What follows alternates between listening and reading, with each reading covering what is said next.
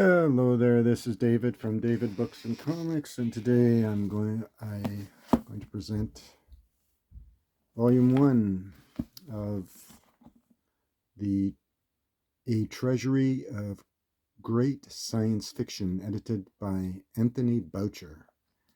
And I read the entire first volume. It's 2 volumes, as you can see here. Perfectly matched 2-volume set. And I read the first the first stories in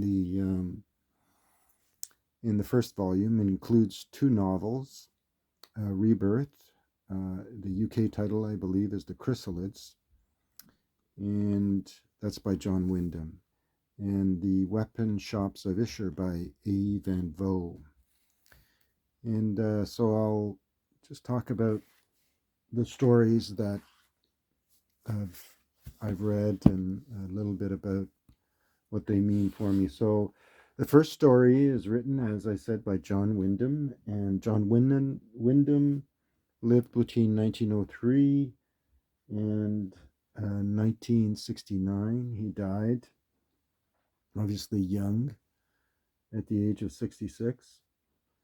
The novel has a post-apocalyptic setting where society has somehow devolved.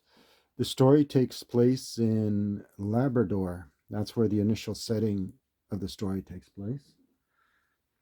And so the society has devolved, and there's a kind of fundamentalistic kind of interpretation of this post-Holocaust milieu that these people live in Labrador, which is part of Newfoundland.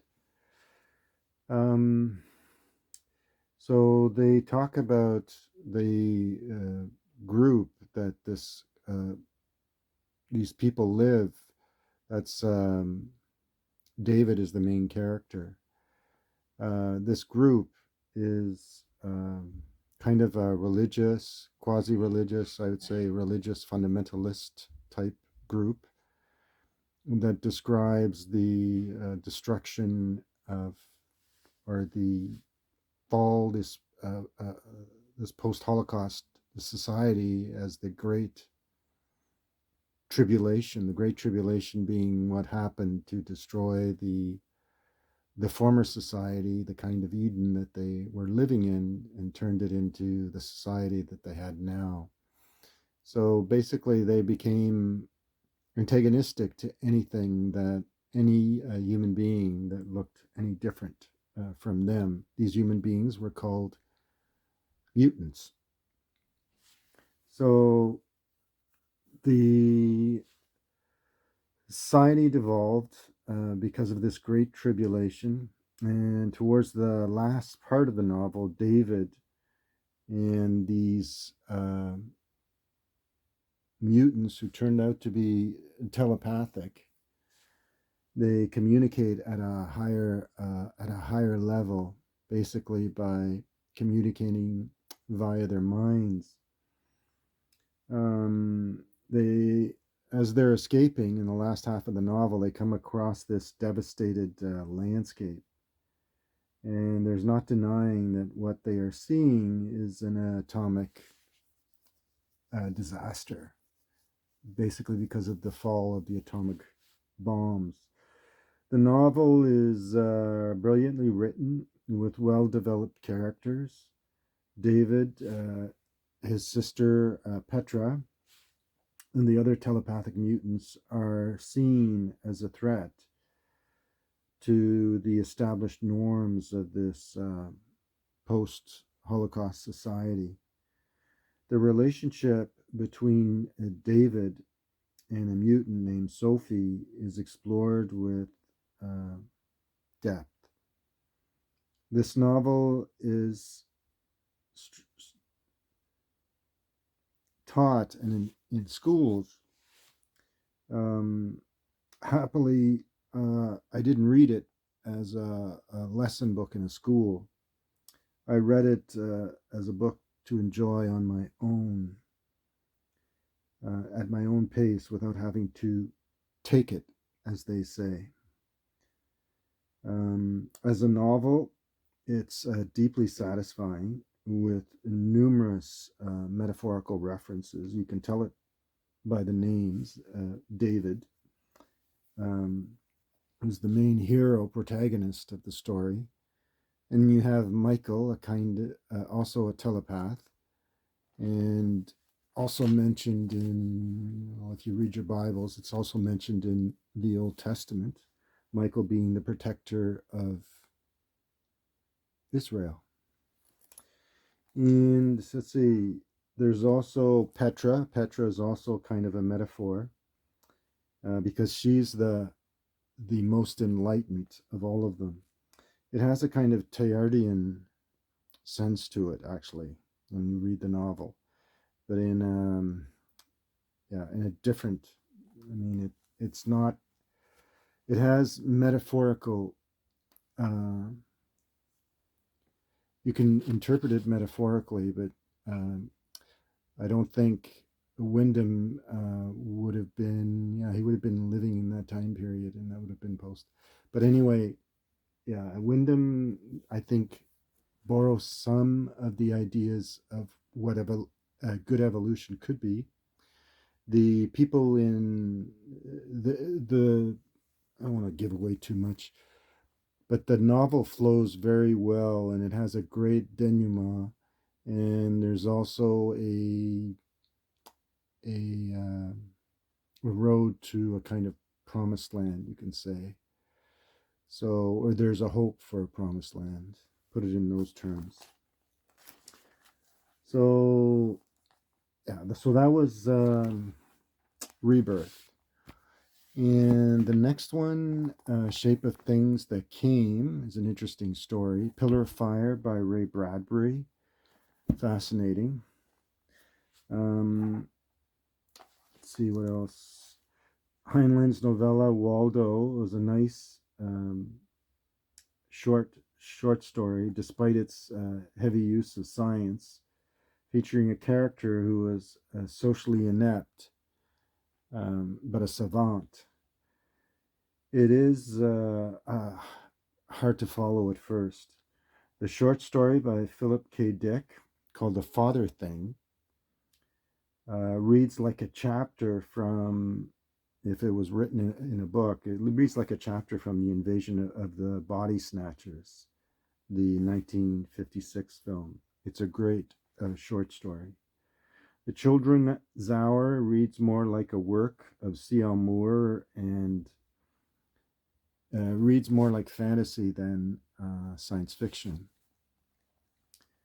Gomez, by C.M. Kornbluth, interesting story. He presents a character who's a brilliant physicist and very young. Put it in those terms, so don't give away the story. Let's see what else.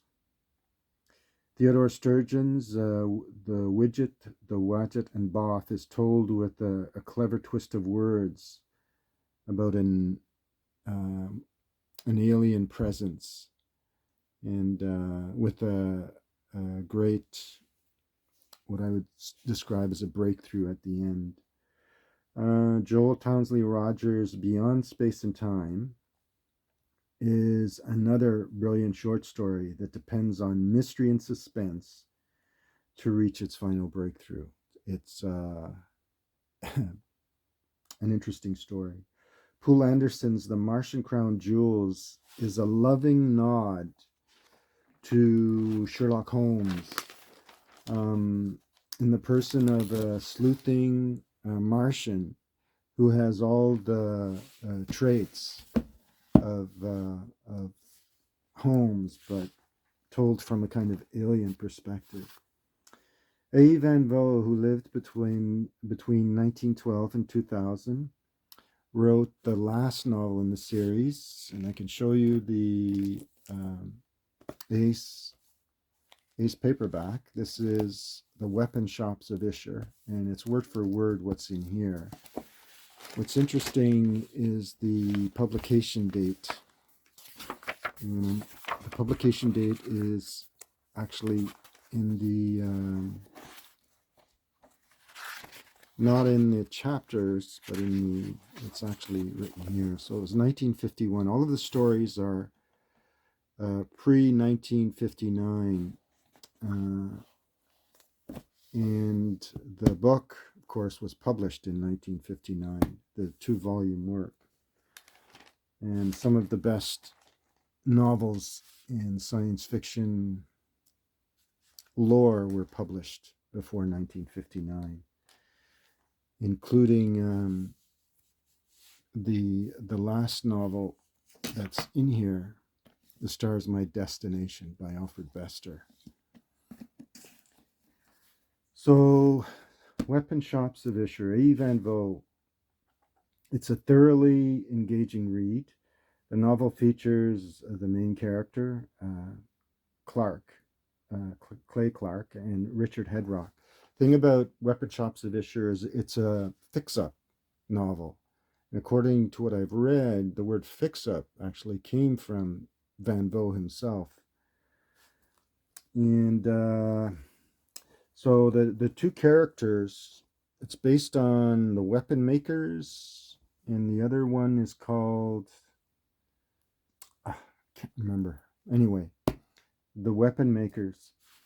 So and Richard Hedrock is the other main character, and there's also a character called McAllister, and of course Clay Clark's father. He's also one of the characters in the book.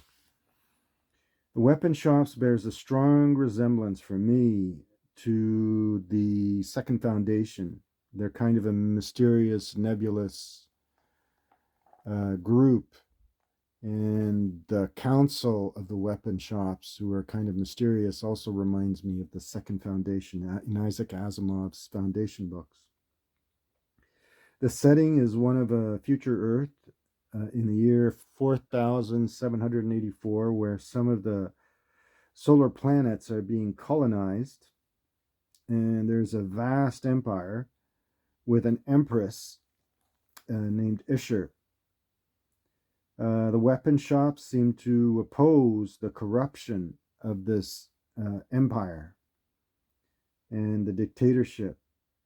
And at one point in the novel, in the actual novel, that's this one, Van Vogt describes the empire as quote unquote Machiavellian. So the story is very well written, despite being a fix-up. Unlike some of the other fix-up novels, like Asimov's Foundation, the first volume of the Foundation books. The story is very well written and moves at a fast pace. Unlike the Foundation stories, for me, it is a fix-up novel that works. There is action, intrigue, and even romance.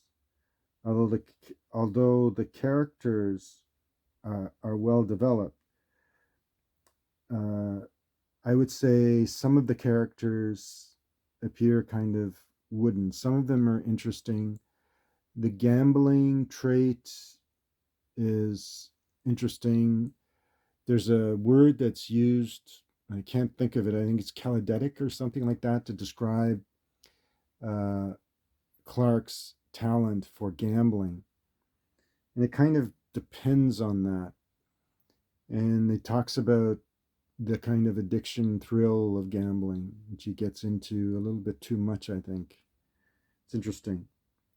They're well developed. There's a plot, intrigue, and that moves the story well along. And the denouement at the end of the novel, The Weapon Shops of Isher, is well done. As a fix-up novel, it's one of the best I've ever read.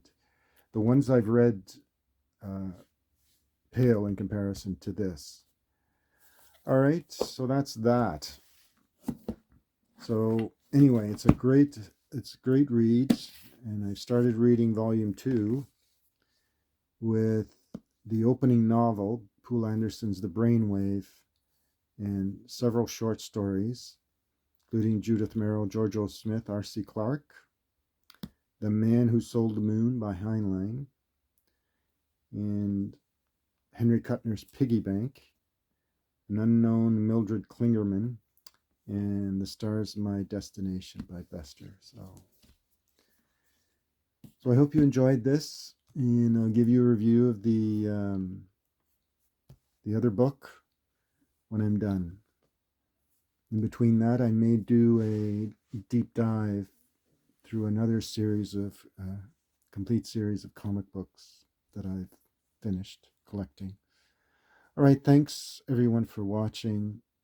Thanks everyone for your subscriptions. And as always, it's always free to comment. Thanks. Bye.